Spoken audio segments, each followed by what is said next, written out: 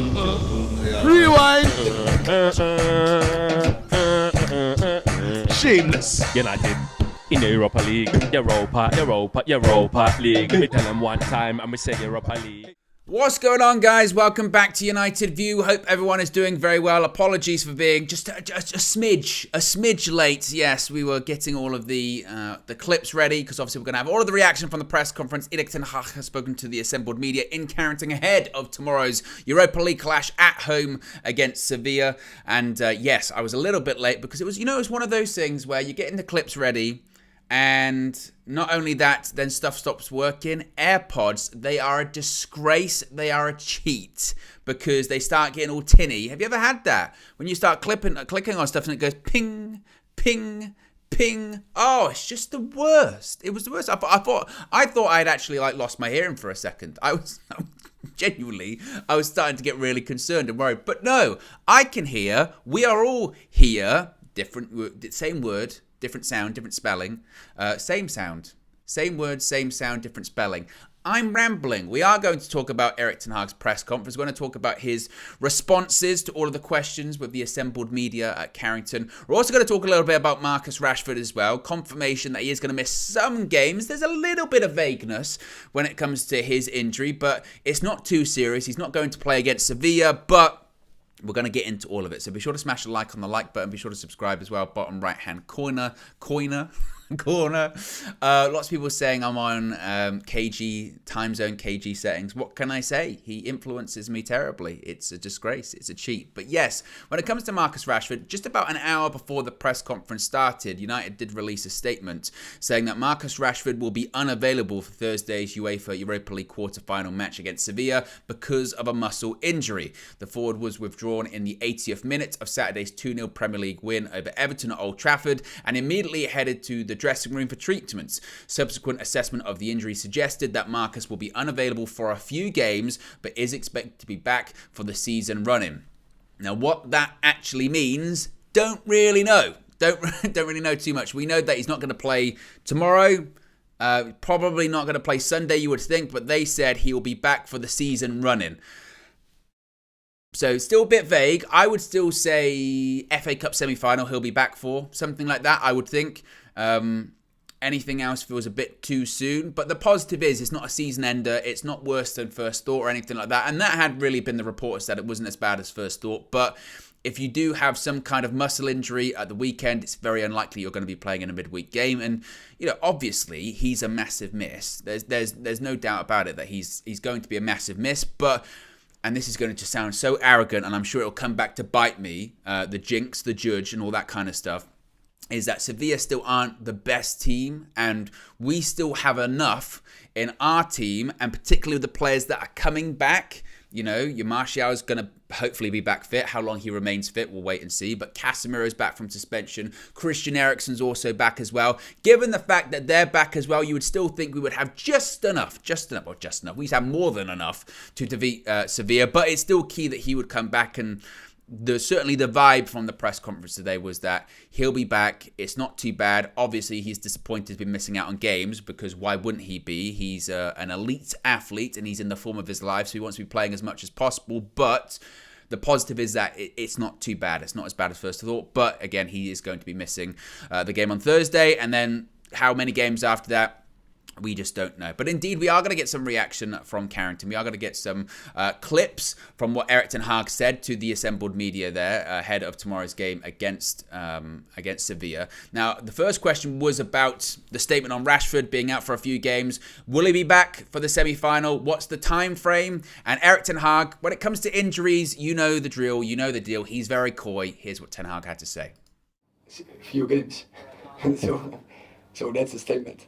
So I can't give more details of it because we don't know. We have to see how it develops the injury. And what about other injuries? Luke Shaw, Alejandro Garnacho, any chance they'll be available for tomorrow? No, both not available. Few games? Definitely the injury of Garnacho is more severe. It's more strong, but Luke Shaw, I expect him back at a short notice, yes. So we expect Luke Shaw back at a short notice. They're both not going to be available. Him, Luke Shaw, and Alejandro Garnacho, in addition to Marcus Rashford for tomorrow. Garnacho, as Ten Hag said, it's a more severe injury. Not the team, Sevilla, not Sevilla. This is the problem with the English languages. A lot of the words do sound the same, don't they?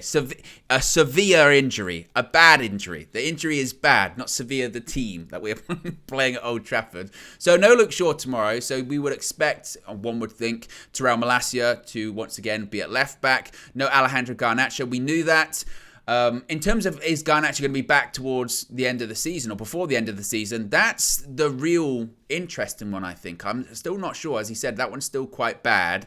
You would hope, and I think as Christian Eriksen said in an interview that he's done recently, I think it was with Manchester United, he said that I said to my teammates, keep winning games and I'll actually have games to come back and play in, because if we're out of all of these tournaments come the end of the season, I might only be playing a handful of Premier League games. Of course, he's back, I think, quicker than people thought he would be, but so no Luke Shaw, no Alejandro Garnacho, and no Marcus Rashford tomorrow. Of course, as I mentioned, still a big blow and still going to be, they're going to be missed. Obviously, they're top players, but I still am fairly confident that we can still get the job done. Again, when it comes to Rashford, it's about people stepping up, I suppose, right? It's about people stepping up, and it's going to be difficult to take his place, but also, I guess, just sort of doing their job, particularly, again, when it comes to someone like Anthony Martial, who is going to be a big topic of conversation, and he certainly was a big topic of conversation in the press conference, whether he's ready to start, is he fully fit, how do you manage him as well, now that you have sort of managed his comeback from the injuries that he's had. And that was really the next question was, you've waited a long time for Martial to come back. Do you need to rely on him more now because of Rashford's injury? Are you in the position where you're going to have to rely on him more than maybe you wanted to? Which is quite an interesting question, and here was Ten Hag's response. No, we don't have to force things, but we are careful, of course. And I have to say, so the front line against Brentford and Everton worked really well. I think it was continually, we were a threat. It was difficult to defend for the opponent. So I think he's playing quite coy there, certainly, isn't he? Saying we don't have to force things. But when you have such a big injury, and when you have, well, I say big injury, but when you lose such a big player, an influential player, your hand is somewhat forced, isn't it? And that is going to be the case with Martial. Now, as he said, the front line was good against Brentford and Everton, but that front line did include Marcus Rashford. So I think maybe what he's hinting at there is because the front line in those two games was Antony on the right, Jadon Sancho on the left, and Marcus Rashford up front. Logically, you would think if he says, well, I'm happy with the front line, I was happy with the front line in those games, I thought we were dangerous, then you would just go somewhat like for like, wouldn't you? You would keep Sancho on the left, you would keep Antony on the right-hand side, and you would just switch in Anthony Martial. You wouldn't put in a Wout Weghorst. That would probably be the most likely option, one would think. So, again, as he said, we don't have to force things. We are going to be careful, and you have to be careful with Martial. You have to be careful with him at the best of times, let alone when you've just lost your most informed player of the season. But the general vibe, I don't know about you if you watched this press conference, if you didn't, but the general vibe that I got coming out of that press conference was that I think it's a really, really strong chance that Anthony Martial starts tomorrow. I think we could see his first start in quite a while. When was the last time he actually started a game? Was it the Manchester derby? Was that the last time that he started a game? And then he came off after 45 minutes? I think that might be the case. Let me just think. Did he start any games after that? They've all been substitute appearances, few and far between. It must be it, because he did start against City in the derby, and he came off after 45, and we looked considerably worse when he came off, and that's when City sort of got back into the game. We really struggled at the beginning of that of the second half, and then of course we came back, and that might have been the case. I think maybe it was. So that would be his first start in all competitions since January. And we're nearly heading towards the middle of April now. So that was the general vibe that I got from it. And obviously the next question is the key one when it comes to him starting.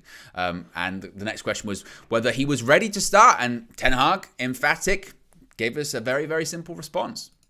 I think he's ready, to start game. But as I said, the front line against the Brentford did really well, and then we decided to continue that against Everton, and they did again very well. And the advantage was also that we can bring Anthony Martial slow back, but in the team, give him minutes, get him used to game at the highest level, to higher intensity. But I think already against Everton, he was ready to start again.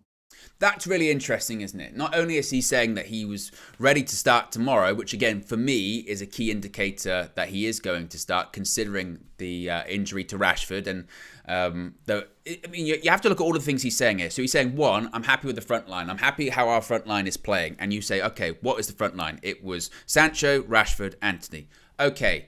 And Antony, Rashford's injured. So you've already got that number 9 position that you've got to take out. Then you've got him saying there, not only is he ready to start tomorrow, Anthony Martial, but he was ready at the weekend. He's sort of saying, if I wanted to, I could have played him. I could have started Anthony Martial at the weekend. And really, the only reason I didn't was because I was so happy with what I saw against Brentford that I decided that I didn't want to change that. I was happy with it, so I decided to stick with it, and we also won the game once again. I don't really, don't want to change a winning team and all that kind of stuff. So realistically, given what he's saying now, I'd be really, really, really surprised not to see Anthony Martial start tomorrow.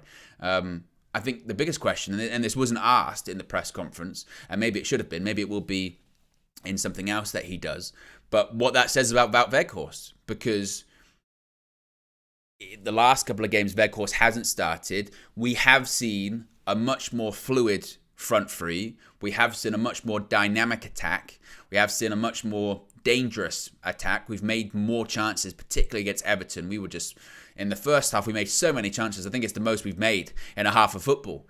And it's not entirely due to the front three, but I think that a big part of it was due to the mobility of having people like Bruno and others in the midfield being able to put balls over the top, and these front three were able to play off the shoulder, or they were able to have that pace, have that fluidity to interchange and just make it really difficult for the Everton back four in that game.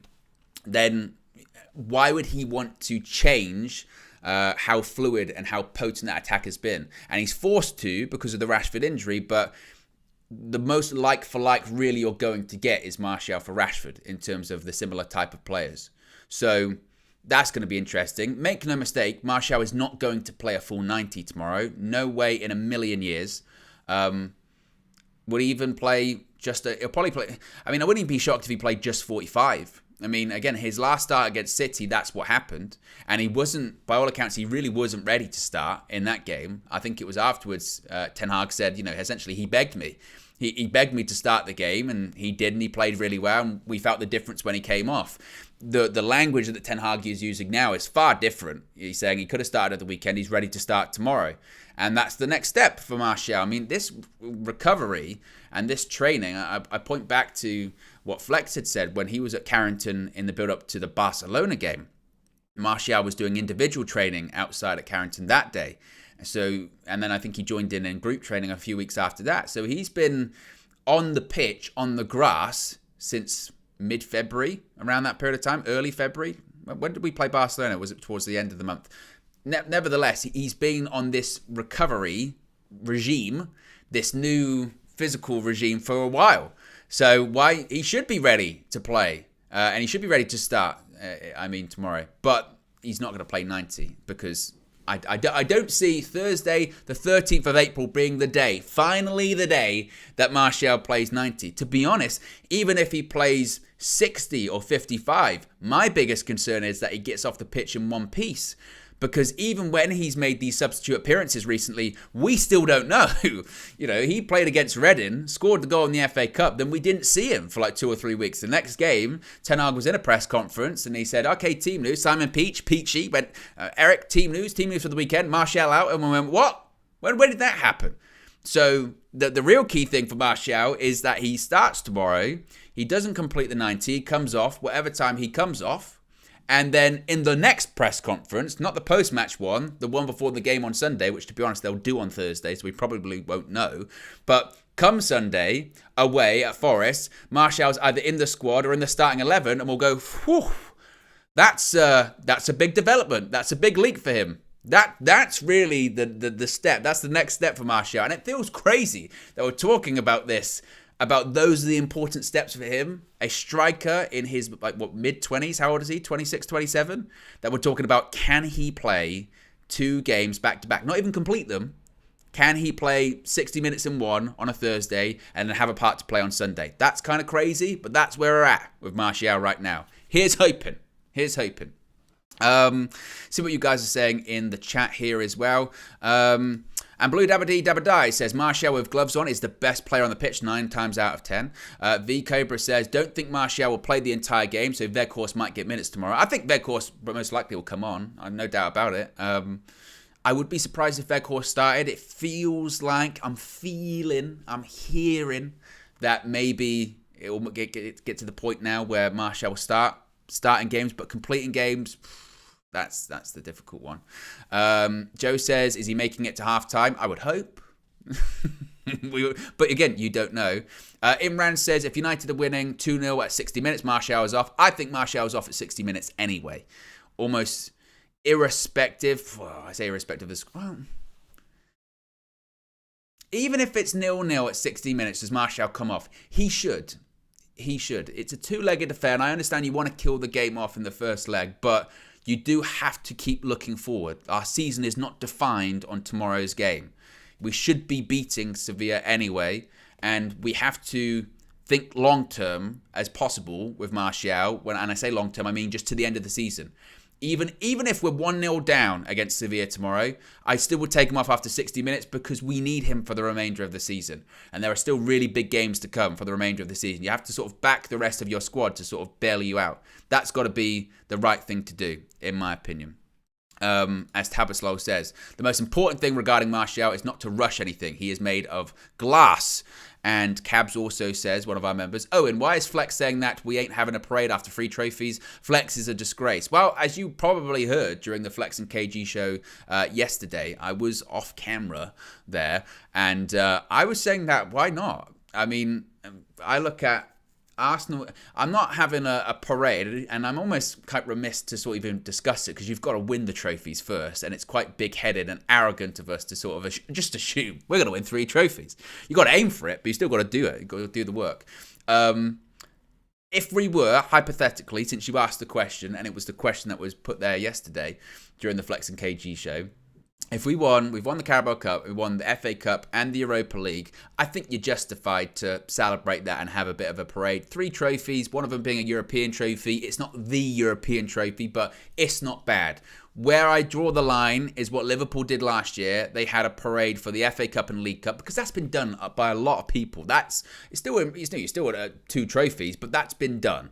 I definitely draw the line with Arsenal, like 2014, them doing a parade because they won the FA Cup. No disrespect, but unless you're a team that doesn't win trophies, which I guess back then was Arsenal, but I'm talking like, when Leicester win the FA Cup, they can have a trophy, they can have a parade with that. When Wigan win the FA Cup against Man City, they can have a parade for that kind of stuff, right? But United, no, you can't.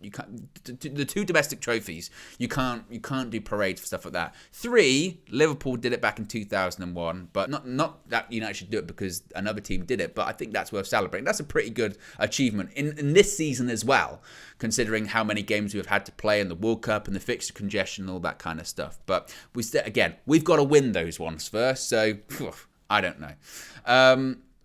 Let's move on. Next question, as I mentioned, after being asked if he was in consideration to start tomorrow, Martial, of course, Ten Hag said he is ready to start. He was ready to start against Everton. The next question was to David De Gea. David De Gea was the player in the press conference of Erik Ten Hag today.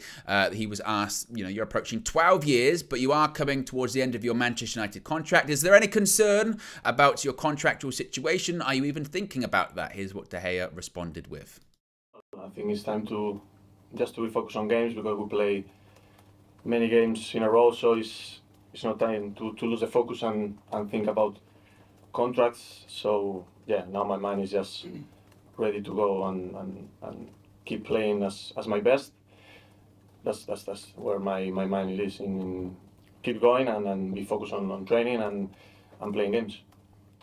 This is one of those questions, isn't it, where you've got to ask it. You know, you've got David De Gea in there. There's a lot of discussion about him for a variety of reasons at the moment. And all of the questions you would expect to be asked of him got asked of him today in the press conference. But when it comes to his contract, that's a big point of discussion at the moment. He's on a massive wage. We know that United are against triggering the extension, which they can do. It's contractually, they can do that if they wanted to. But the wage is so big. I think he's the third highest paid player in the Premier League, is the highest paid player at Manchester United. And even United and De Gea, to his credit, realise that's not value for money anymore. That's incredibly overpriced and overcharged. And United, they want to ensure that they get, again, him. They want to keep him. Erik Ten Hag has said that himself. Ten Hag has said that himself in these press conferences. I want David De Gea to stay. Even though some people think that he doesn't mean that when he says that, he does want David De Gea to stay. United want David De Gea to stay. They want to sign him to a contract that's lesser terms, but it's about finding that happy medium. You've still got to have De Gea on a contract, or De Gea wants to be on a contract that he thinks is worth or is reflective of what he's worth. He understands that he cannot stay on the contract that he's on at the moment. But I do think there is a general consensus that he's going to stay and he is going to sign a new deal. But it's one of those questions whereby he's not going to air his laundry in public, particularly at a press conference 24 hours before a big Europa League game. Of course he's going to say, I'm just focused on the future. Well, the future. I'm just focused on the now. I'm focused on tomorrow's game. I'm focused on training. I'm focused on what's going to happen for the remainder of the season. That's what he's focused on at the moment. That's just it. But I think in reality, those that feel that this is all going to fall apart and De Gea isn't going to renew with United and he's going to go at the end of the season on a free transfer, I think that they're more hoping that that's the case than actually, believing it, because all signs point to he's going to stay. I mean, it's fairly obvious when you see him talk even in the press conference. Whilst he's not going to confirm it, Ten Hag wants him to stay. I mean, it doesn't get clearer than that. Ten Hag says, "I want David De Gea to stay." So, and him staying and us getting another goalkeeper, they're not mutually exclusive. They can be the same thing. Us signing De Gea to a new contract, how long it would be, I don't know, 2 years, 3 years. I don't think it would be a 5 or anything like that. I don't think it would be particularly much longer. I don't think it would be a super long contract. It might be 2 years, might be 3 years, something. But that doesn't mean we don't get another goalkeeper in. That doesn't mean we don't look at a David Raya who is available. It doesn't mean we don't look at another backup goalkeeper for a cheaper price and maybe force De Gea's hand a little bit more and put some pressure on him. That's fine. That's there's no problem with that. And I like that scenario. Honestly, I do. I like the scenario of keeping De Gea and bringing in David Raya. And obviously, David Raya's next move, he wants to be playing a lot of first team football and he wants to be at a big club. And there are clubs in the market for a goalkeeper this summer in the Premier League and abroad. Obviously, you've got to look at people like Spurs. I think people like Chelsea as well. They're in the market for a keeper. So there might be options to him. But at the same time, he's not going to, comment that on his contract or anything like that. So, again, it's one of those questions that you've got to ask. Next question was to Erik Ten Hag, was about Christian Eriksen, and the question was, with Christian Eriksen coming back, how much more dangerous is this Manchester United side with Eriksen in it? I think the balance in the midfield was a long time very good with Casemiro, Christian Eriksen, and Bruno. And Christian had his part side to Casemiro. I think the cooperation between them two was really well. Casemiro, the balance player, the link-up player, and then Christian Eriksen can support him in the link-up, but also go to the final part of the game. He creates chances, key actions, key passes, final passes. So yeah. For us, he was a really important player. I think he had 7-8 assists only in the Premier League. That tells the story how important he is for our front players, because he sees the pass and he can give the pass. I think it's clear, how important Christian Eriksen is. I mean, this was something that I spoke about at the time that he got injured, that I think because of Casemiro's red cards and his suspensions and the games that he's missed and what have you, and the clear impact, obviously, of Casemiro not playing, it's kind of been overshadowed. And because if Casemiro is playing, it doesn't really matter too much who you put beside him because Casemiro's there. He's the steady influence, and I think Fred did well when he played alongside him. The biggest focus has been on Casemiro's impact and Casemiro's absence, but I think, I said at the time, I think people really underrate what Christian Eriksen has brought to this United side this season. And it's not just in terms of assists, but it's just, for me, it's more his build-up play and his choice of passing and his range of passing and his composure. I mean, I remember really, even before Casemiro came in at the beginning of the season, we were talking a lot about Eriksen, and we don't have anyone else like him. Even Casemiro can't do some of the passes that Christian Eriksen can do. His range of passing, it's the best in the United squad, really. You know, Bruno got praise for his range of passing against Everton. He was playing from a deeper position. He didn't have as much pressure on him that Eriksen does. But Eriksen's ability to scan and ability to know what his surroundings are and think 2 steps ahead. Okay, if I get the ball in this situation, I'm going to give it here, or I'm going to play it around this corner, or I'm going to take one touch. I don't even need to look to know where the player is because I know he's going to be there. That kind of like sixth sense, it's so crucial, and he oozes class. He absolutely does. And we saw it against Everton when he came on the weekend. It was a 15-minute cameo. And even some of the passes that he did, I was saying on the match view that we just haven't seen that. And it's noticeable when you haven't seen it for so long, and in this case, 2 or 3 months, and then when you see it again, you go, oh my goodness me, this guy is class.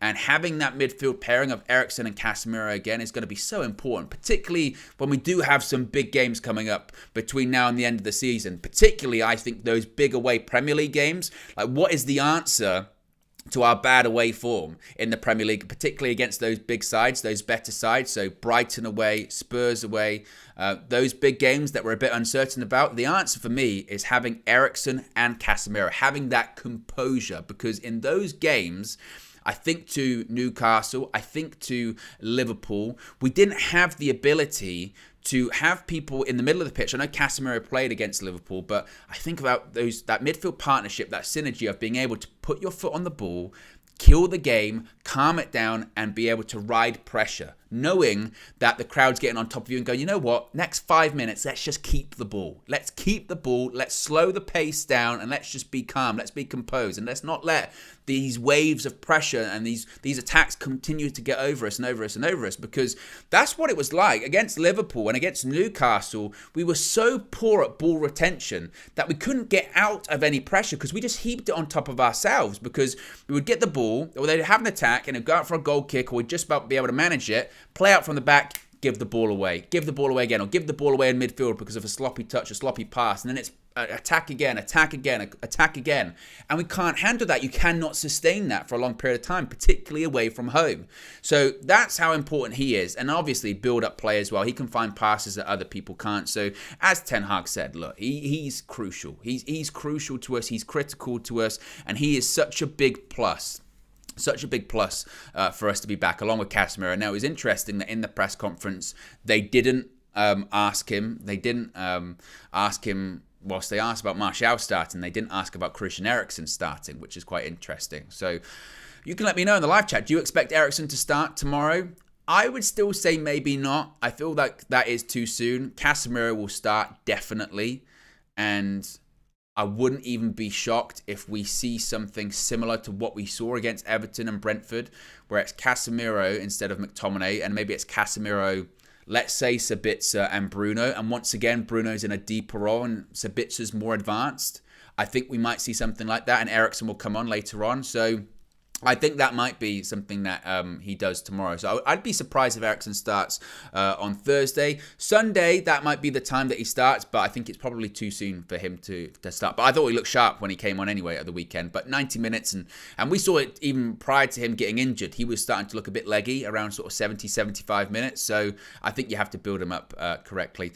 We've got over 450 people watching, less than 100 likes. We can do better. I know we can do better. So if you haven't already, click the like button. Be sure sure to subscribe as well, bottom right-hand corner. Remember, you can join the UV Members Club too. Links in the video description. It's also the pinned comment in the live chat. You get your badges, your emojis, and your exclusive members-only content. I'm sure all of the members right now will fill up the chat with all of the emojis that you can get. There are so many. I used to list them. I used to rattle off all of the emojis that are in there. There are just so many at this point. There's flex emojis. There's multiple KG emojis. I've even got one. Marcel's got one. Mina's got one. DJ's Hope Juice is in there. Hopium's in there. There's red and yellow cards. I mean, it is endless, and more are going to be added because you know us on this channel. We love a niche recurring joke. And the recurring jokes get turned into the emojis. Look at that. Look at Tabaslow. Look at that. What a mod. What a member. Look at all of them. You've got the Bomb, you've got Mike Phelan, Flex, KG, myself, Porridge, KG with hair, red card, yellow card, Queen Mean, you've got the Hopium, you've got Flip Flop, you've got Crackhead, you've got Boy Kev, you've got Marcel, you've got Hope Juice, you've got Booker T, you've got Marcel with sunglasses. I mean, it's just tremendous, isn't it? It really is. So if you haven't already, you can join the Members Club, you can get access to that. And a plethora of other perks. Now, the next question was put to Ten Hag was about defending Martial, and be careful, choose your words very carefully in a press conference with Erik Ten Hag, because he will pick up on these words and he will fight back. And I liked it. I liked him fighting back to this question because it was quite a prickly question. And it was, you've defended Martial. Is this the time for him to step up, not be injured after playing one game and then be out for 3 weeks or be out for 6 games or anything like that? You've defended him, and Ten Hag, he weren't having it. He was like, defended. Here's what Ten Hag had to say. Yeah, you say I defended him, yeah, but I just point to the stats. And the stats are telling you that he is, in the moment he's on the pitch, so he's, then the time that he needs for a goal, that is really less. And when he is in the team, I refer to games as against Man City, against Liverpool. When he is in the team, we play our best football and we have the best results as a team. So yeah, if you then tell, I defended him, just pointing to the stats, and I see how he contributes to this team. See, he doesn't like the word defended. He said, well, I'm just pointing out the stats. I'm pointing out the stats, and that's the thing. That's the wild thing with Antony Martial this season. We've said this a lot, haven't we? That his goal contributions per minute ratio, it has to be the best in the Premier League. I mean, I think he's got a goal contribution every, 89 minutes? He hasn't even played 90 minutes in the Premier League, a full 90 yet. So, obviously, the thing is, the word defend implies that you're sort of digging your heels in and you're being somewhat, I don't know, false in what you're trying to, your point you're trying to make, or somewhat deluded. But he is right with what he's saying, isn't he? What he's saying there when it comes to Martial is, well, you've asked questions where you want me to sort of throw my players under the bus, i.e. Martial, and what's he going to say? Yeah, he can't play 90 minutes. What a fraud. What a fake. We're trying to terminate his contract right now. We're trying to get rid. Come the summer, you'll never see Antony Martial again. No, he's going to say he's working hard to come back. He's working hard to recover. When he's played this season, he's played well, that's not a lie. That's the paradox. That's the Martial paradox. People were talking to me the other day about Schrodinger's cat, and I had to learn what that was. Forget that paradox. The Martial paradox is when he plays, he scores goals, but he never plays. That's the paradox. That's the Martial paradox. Get that trending. # Martial paradox. Okay? That's what Ten Hag's trying to point out. When he plays, he scores goals, so he gets assists. Or when he plays, he's right. We've played our best football. Some of our best performances have been when Martial's on the pitch this season. And that's the frustrating thing, is if we had a striker to the level of Martial, or even better, which is the aim for the summer, if we had those available every single week, imagine what we could do. Imagine what we could have achieved this season if we had that striker, that person available every single time. Oh my God, it would have solved so many issues for Manchester United. But when he has played games, we have played well. When he has been on the pitch, he has scored goals. When he has been not injured, he has got assists. So that's again, defending almost has this sort of weird connotation to it that, again, he's being somewhat deluded, but he's not. I don't think anyone's deluded enough to think that Martial's the solution, the actual solution that's going to solve all of our issues at United. And next season, it's just a one-season thing. Yeah, we don't need to get a striker in the summer because Martial's going to be fit. You cannot rely on him. Obviously, you can't rely on him. We're looking for a striker because Martial hasn't worked out. Of course. Of course. Of course. But if we can get an Osimhen or a Kane or whoever it may be next season, and because Martial isn't having to play every game, having Martial on the bench and being able to bring him on for 20 minutes, that ain't bad. The question is whether he's going to be here after the summer, but that's not a question for now. The real question for now is how many games is he going to play between now and the end of the season? Can he stay fit? That's the biggest question. Can he stay fit between now and the end of the season? I honestly kind of feel like, I don't know. Honestly. So, and obviously, what's he going to say? That's one of those questions. What's he going to say? Yeah, it's time for him to prove himself. I've been defending him. I know I've been defending him, and deep down, I know I shouldn't. Come on. Let's ask good questions. Next question was from Adam from United Stand. Big up Adam. Big up United Stand as always. Big up any fan channel. I always say this and I will continue to say it every single time I do these press conference reactions until I'm blue in the face or until I'm grey in the hair or in the ground. Okay? Any fan channel, any non-traditional media, whatever it may be, that has the ability to get in there, ask questions, ask different questions. I think it's fantastic. I think it's engaging for all us fans. And I think that is just the next evolution in, you've got traditional media. Now, I guess we're new media or non-traditional media, whatever you want to call us. I always think it's fantastic. And it's not easy as well. It's not easy to ask questions and put certain topics together and frankly have the balls to ask questions when the world's watching. So big up Adam and big up any fan channel that asked the questions in the press conference. The question was put to David De Gea, saying that he's the top of the Golden Glove table in the Premier League, which is true. He's level with Nick Pope. But there has been some criticism of your game. Do stats come into it? Do you use those stats as something to defend yourself against your critics? Is that something that you point to? Of course, not for me, for the team. When we keep a clean sheet, is the most. That means that the team and I, we did a good job. But yeah, the criticism is always there. You cannot please everyone. I'm always trying my best. Try to keep the ball out of the net. Try to keep clean sheets. And like you said, we have 20 clean sheets. I think we are the most in Europe or something, or close to the most. So I think we're doing a great job together. Yeah, for me the most important thing is keeping clean sheets, and I'll help the team to do it. That's the key thing. The most important thing is keeping clean sheets. And I think that's a bit of a life lesson from old David there, is you can't please everyone. There are always going to be your critics. There's always going to be criticism. If you go through life trying to please everyone, you will not be fulfilled because it's impossible. And the critics will always be there, particularly for David De Gea. My goodness me, if he paid attention to some of the online stuff said about him, he might as well retire tomorrow.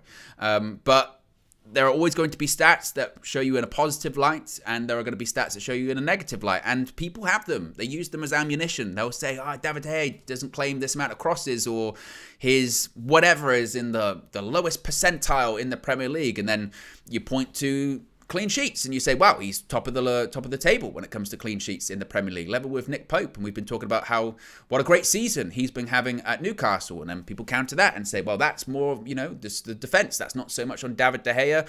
You can't please everyone. And I think as long as you go through life knowing that and just trying your best, that's all you can do. That's all you can do. But the important thing, I think, is to be fair and say, yes, there are stats that are bad and there are stats that are good. And he always tries to do his best. And I think that's sometimes what people forget when they go in with the criticism on David De Gea. It's this idea that, he's doing it on purpose. If you make a mistake, no professional footballer, whether they're David De Gea, whether they're Alisson, whether they're Edison, whether they're whoever, they don't do it on purpose.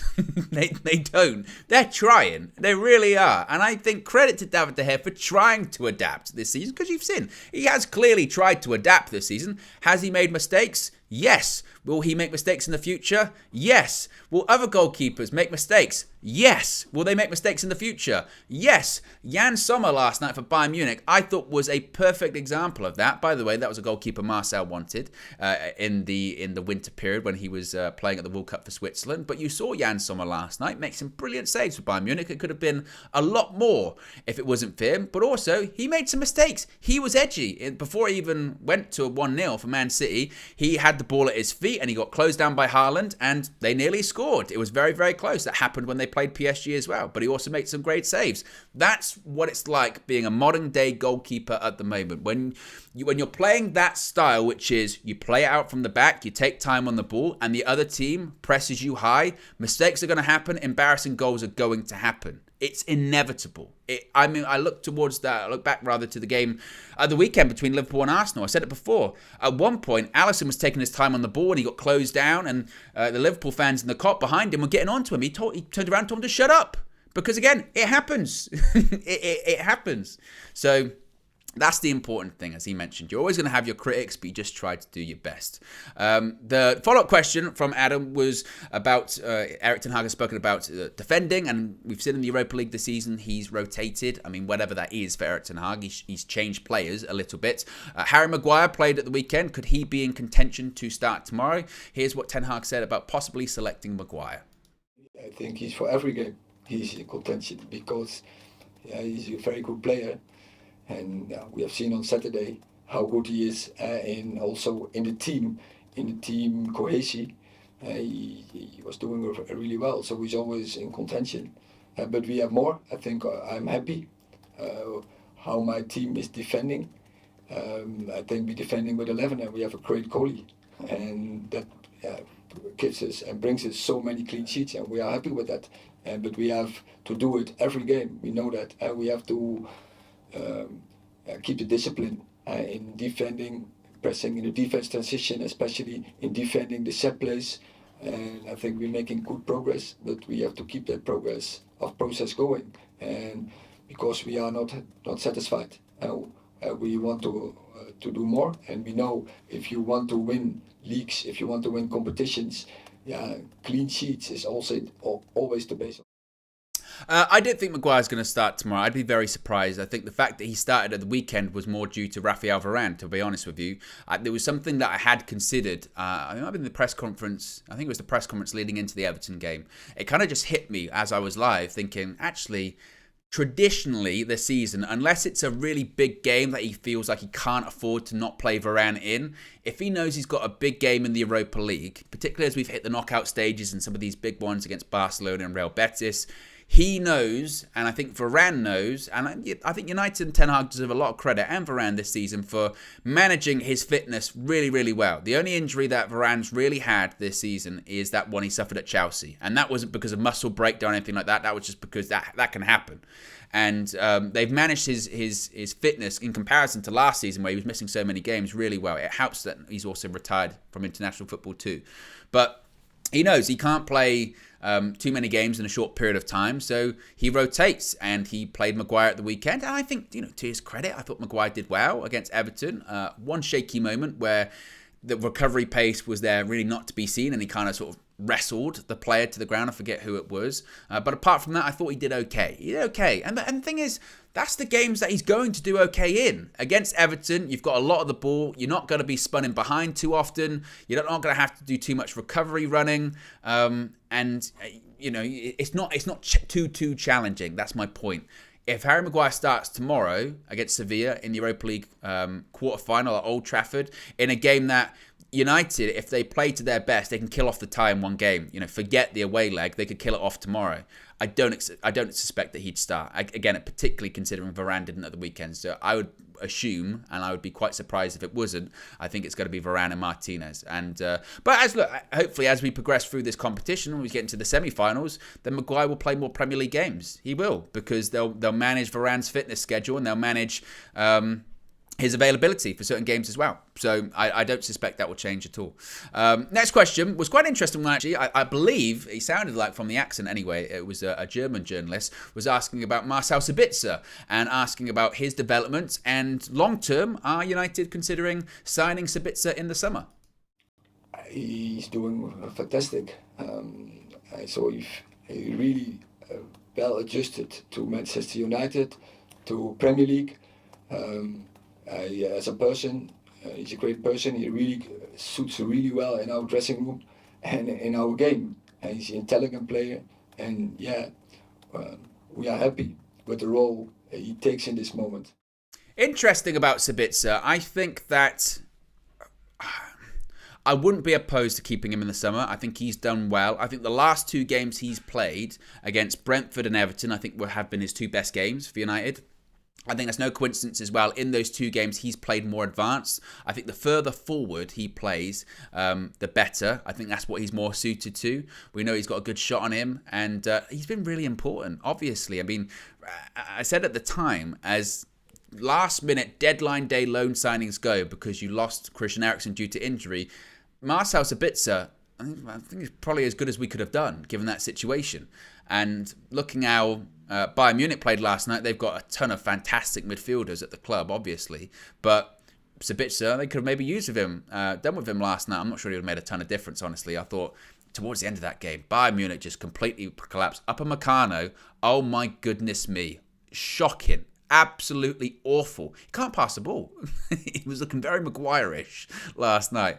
But I like Sabitzer much more advanced as we've seen. And as I said earlier on, I wouldn't be shocked if we do see Casemiro, Bruno in a deeper role again, and then we see Sabitzer further forward. I wouldn't be shocked if we see that tomorrow. Long term for the summer, there isn't a buy option.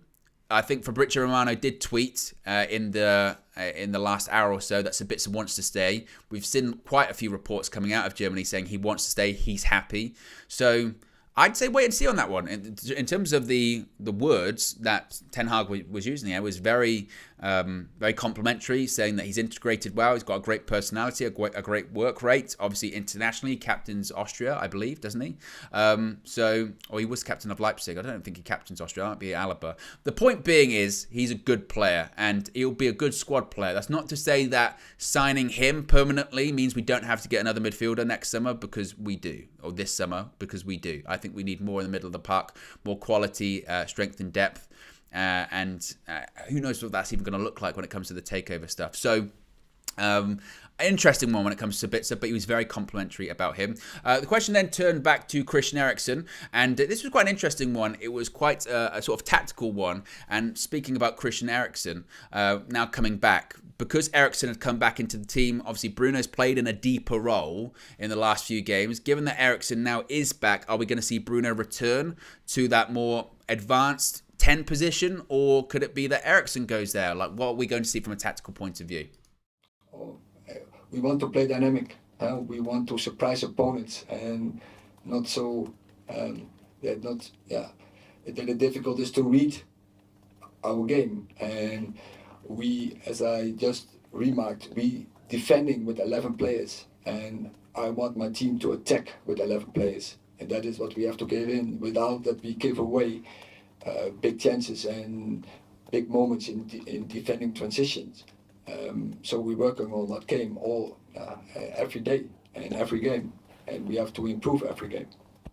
I liked what Erik ten Hag said there, because he's right. I think now that Eriksen's back, you do look at those players. You look at Eriksen, you look at Bruno, and you look at Sabitzer, and you see 3 players there that actually, we can be quite dynamic. We can surprise opponents in terms of our starting lineup, but we can pivot during the game. You're looking at 3 players there. They can all play as 10s, different 10s. Bruno is that sort of more shadow striker forward 10. Christian Eriksen is that more, he'll create lots of chances, come from maybe a deeper position 10. And Sabitzer, he's been the sort of 10-ish that we've seen in the last couple of games. And what's interesting is you could start all 3 players on in that team sheet, and they can sort of push up and come back throughout the game. And as Ten Hag said, that's how you can win football matches, by being dynamic, by not being so static that the opposition knows exactly what you're going to do. And if something is working in the game or isn't working, you can tweak things, you can change things. And I think that's really fascinating. And again, that might be why he's considering in the future saying, actually, you know what?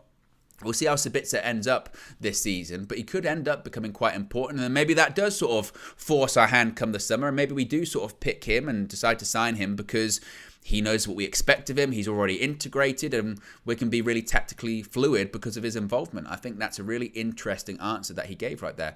Be sure to smash a like on the like button, guys. Got over 500 people watching. How many likes do we currently have at the moment? Let's have a peek at the likes. 125. We can do more. We can get to 200. I believe in the community. I believe in all of you watching. So if you haven't already, click the like button. Be sure to subscribe as well. Bottom right hand corner. There is going to be more reaction today coming from Carrington. Of course, Flex was there. We're going to get to his question shortly.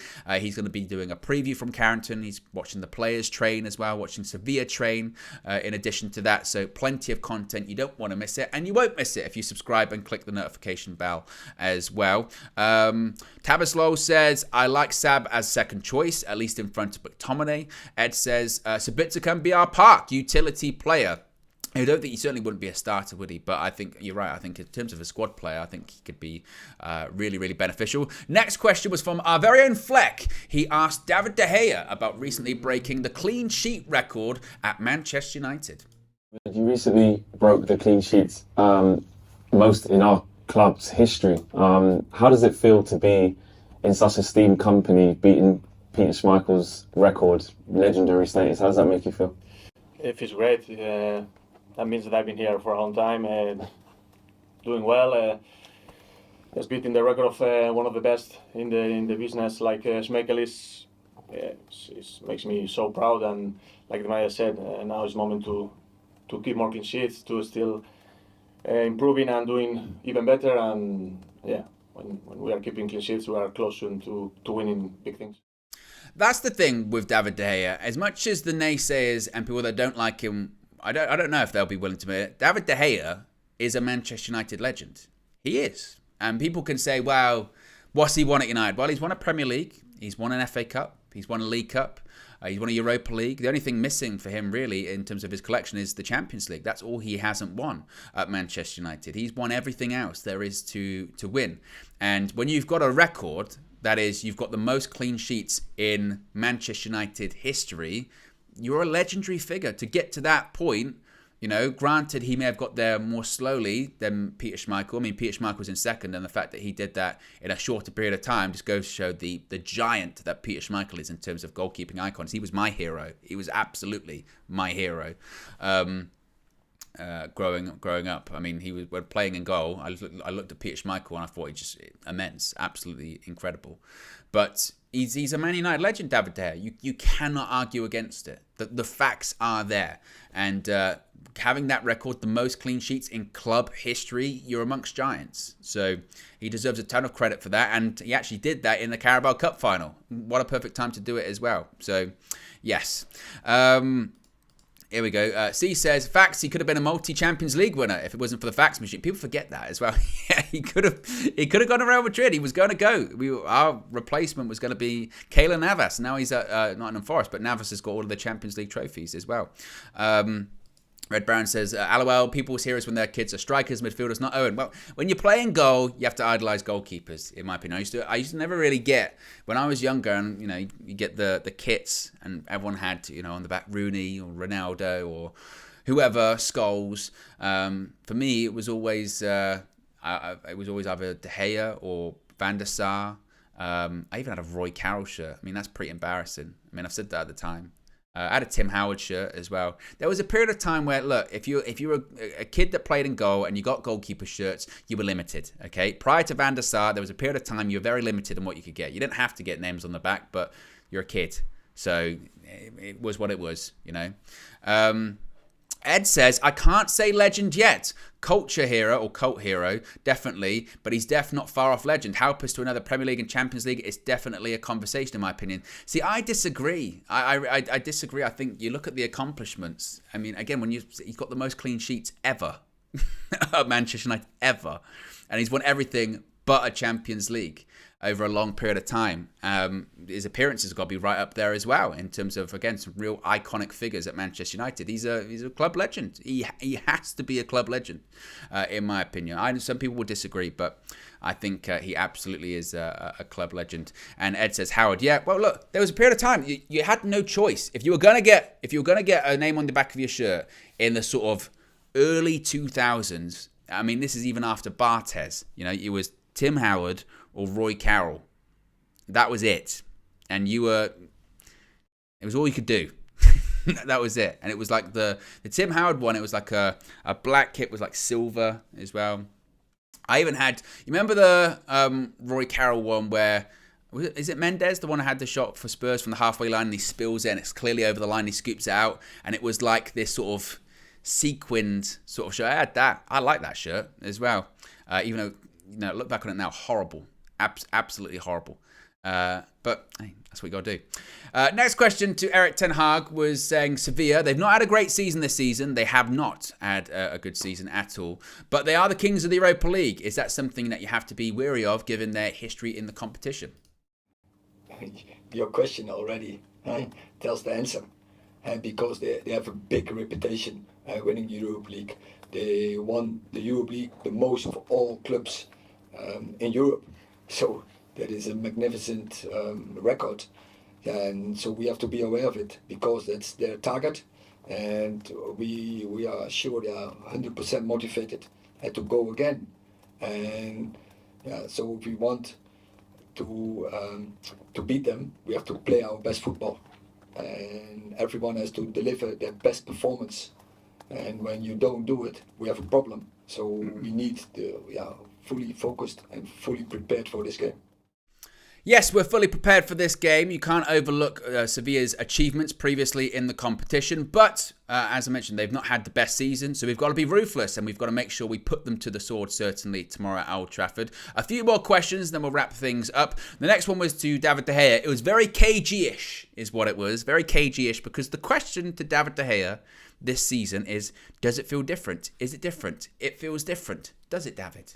Yeah, probably. I think the manager brings the winning mentality. I think some players brings as well this winning mentality. So yeah, I think we're in the right way for sure. We are playing really good football, winning big games. Already won one cup. I know it's not enough, but we are in the really good way. And I think we are all enjoying. The dressing room is really close together. The players are doing everything and are giving his 100% in training and in the games, and I think everyone is enjoying to playing for this club. And yeah, we're still in 3 competitions this season. We're still a lot to play, but I think like I said again, we are in there. Super chat from Nathan says, nothing to do with the presser, but go get KG off Twitter. LOL, he's cooking Terry. I'm not sure which Terry he might be referring to, but KG on Twitter is always a good follow. I don't even know what KG is doing on Twitter, but KG's KG. I mean, nobody can control him, let alone I. And I would never want to. Why would you try and control that? You know, you have to. KG's like a small bird. You have to just let it free and let it blossom.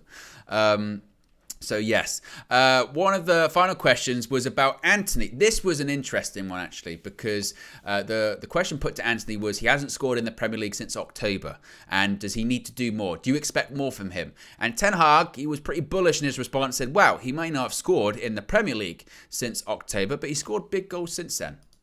Of course, we expect from frontline players they are not only a threat, but also that they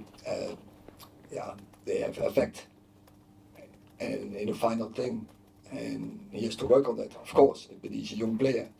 But I think when you see his record, you mentioned he's not scoring Premier League, but he did score against Betis, a really important goal straight after halftime. He did score against Barcelona, the winner, and you can't say I'm not big games. So he did also score in cup games. So if you can do it in such games, you can also do it in Premier League games. So I don't have a concern about that. But like many more players from us, we have to step up, and he has to step up as well. And we have to win games together. And so that is my experience with him. And when he's a team, he's a fighter. He likes challenges, and with him in the team, teams are winning. And that's why I think he is in the Seleção. That's why he's also often selected in the Seleção to play in the start 11. And so when he's still a very young player, he can kill opponents. We have seen on Saturday when the manager from Everton, after half time, he brings another player because he's killing the left fullback, and he's able to do it. But also for him, what I say, it counts. You have to do it every game because he's capable of doing it. That's the key thing for Antony, isn't it? He's capable of doing it, but he needs to do it more, and that is scoring goals and getting assists. But Ten Hag does have a point. You know, you can say he hasn't scored in the Premier League since October, which isn't good enough. Let's be honest, it's not good enough, and he should have scored against Everton at the weekend. How he didn't, poor finishing is how he didn't. He certainly had opportunities to, but he has scored big goals, the biggest being that goal against Barcelona. But you expect more. You expect more. You expect more from him, and hopefully we're going to get that. He's still young. He's still adapting to the Premier League, and Ten Hag clearly has seen it. He believes he can do more. He said it right there. He's capable. So hopefully in the remainder of this season and into next season, we see it more from him on a consistent basis, because I still think we need a right winger, not maybe that we buy. It could be an Ahmad, or it could be a Facundo, maybe as he develops, to put more pressure on him, because I think what does hurt him is that he's the only guy, essentially, and he's Ten Hag's guy, and we need more from him, and he needs to develop his game and not be so predictable. But Ten Hag says that he's capable, so we'll hopefully see that from him. Finally, the final question was about Marcus Rashford. How has he taken the news? If you're just joining us, Manchester United did release a statement prior to the press conference saying that Rashford was going to miss tomorrow's game against Sevilla, but would be back for the run-in of the season. What that means, we don't know. It's going to be a couple of weeks maybe. Hopefully he'll be back by the FA Cup semi-final against Brighton. But the question was put to Erik ten Hag. How has he taken the news? Of course, it's a setback, and he's disappointed about, but he's not totally broke, because he will return quickly, and so he's optimistic, and he's started straight on his recovery and his rehab, and so that helps to get back soon. Indeed, he's disappointed, but he is going to be back soon, and it's not the end of the world. His season isn't over, and hopefully he'll be back soon, and that's all you can hope. Again, considering when he came off, there was a concern that he wasn't going to be coming back, certainly. So that's positive news indeed. So there you goes, guys. Be sure to smash a like on the like button. Be sure to subscribe bottom right-hand corner. As I mentioned, there's still plenty of content to come from UV today. You've got, obviously, reaction from Carrington. You've got Flex at the open training session for Manchester United and Sevilla. I think, hopefully, he'll be in the Sevilla press conference as well this evening. So there's going to be a preview dropping. All of that fine stuff is going to be dropping. So the best way not to miss a single thing is to subscribe, click the notification bell, and you won't miss a single thing every time a video is uploaded or whenever we're live or anything like that. Tomorrow, of course, it is match day. So we'll have road trip settings, match view settings, fan view settings, all that great stuff. And here's hoping, fingers crossed, we can kill it off even before next week when we have to travel to Spain. I'm out of here. Have a great Wednesday, and I'll speak to you again very soon. Peace.